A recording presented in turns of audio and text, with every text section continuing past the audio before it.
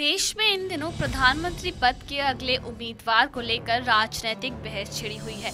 देश के दो प्रमुख दल बीजेपी और कांग्रेस खामोश हैं, लेकिन कुछ छोटे दल भी उम्मीदों के सैलाब में तैर रहे हैं। लेकिन सवाल उठता है कि अगर आम चुनाव अब होते हैं तो किसकी सरकार बनेगी? वैसे तो हमेशा से ही बीजेपी की तरफ से या कांग्रेस की तरफ से कोई ना कोई बोल ही देता है कि शायद अगली सरकार थर्ड फ्रंट हो।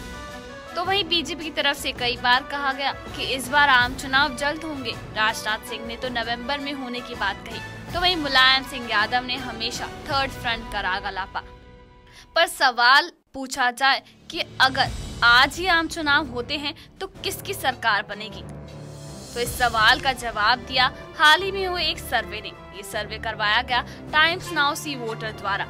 सर्वे में सामने आया कि कांग्रेस को बड़ी हार का सामना करना पड़ेगा, तो वहीं बीजेपी के पक्ष में भी लहर नहीं दिख रही। हालांकि बीजेपी सबसे बड़े दल के तौर पर उभर कर आ सकती है। सर्वे की माने तो कांग्रेस को 93 सीटों का नुकसान होगा और उसकी सीटें घटकर 113 रह जाएंगी। साल 2009 के लोकसभा चुनाव में कांग्रेस को 206 सीटें मिली थी। कांग्रेस के साथ यूपीए के दूसरे घटक दलों का हाल भी बुरा होगा। एनसीपी, आरएलडी और नेशनल कॉन्फ्रेंस की सीटें घटेगी। एनसीपी की सीटें 9 से घटकर 6 रह जाएंगी, तो वहीं आरएलडी को 2 सीटों का नुकसान होगा और इस तरह से आरएलडी को मिलेंगी सिर्फ 3 सीटें, यानी कि यूपीए को कुल मिलाकर मिलेंगी 128 सीटें ही। तो वहीं बीजेपी की बात करें तो बीजेपी को 25 सीटों का फायदा होगा, लेकिन इसके पक्ष में किसी तरह की लहर नहीं दिख रही।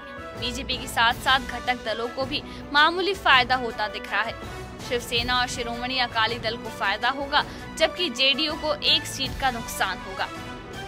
तो सर्वे की बात करें तो एनडीए को कुल 184 सीटें मिलती हुई दिख रही हैं, यानी देश की 2 बड़ी पार्टी के साथ साथ दोनों गठबंधन भी बहुमत की जादुई आंकड़ों के करीब नहीं आता दिख रहा। ऐसी स्थिति में छोटे राजनीतिक दलों को फायदा होता दिख रहा है। एसपी को 12 सीटों का फायदा होता दिख रहा है और उसकी सीटें 23 से बढ़कर 35 हो जाएंगी। इस तरह बीएसपी को 5 सीटों का फायदा होता दिख रहा है और उसकी सीटें 21 से बढ़कर 26 हो जाएंगी। टीएमसी की भी सीटें बढ़ रही हैं। तो जब कांग्रेस की होगी बड़ी हार और वहीं बीजेपी के पक्ष में नहीं होगी लहर, तो क्या थर्ड फ्रंट सच में आएगा सत्ता में?